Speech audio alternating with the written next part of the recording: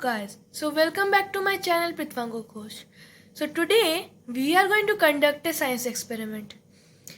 So I have got this light here connected with two batteries. As you can see, it will glow if we connect the wires. As you can see, it is glowing.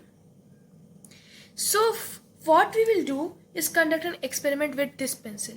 I have got this 10B pencil, and if you didn't know, the nib of the pencil is made from graphite. So first let's draw a rectangle out of it.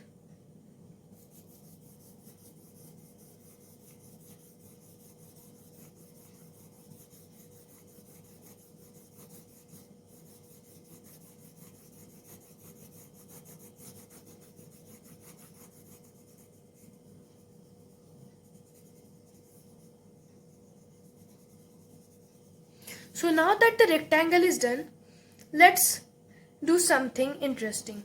So I have got the light here, and if we do this,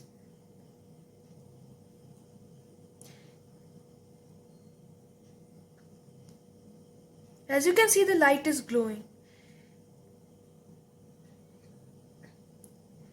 I hope you can see the light is glowing. So this is because the graphite which the pencil nib is made of is a conductor of electricity. That's why the light bulb is glowing.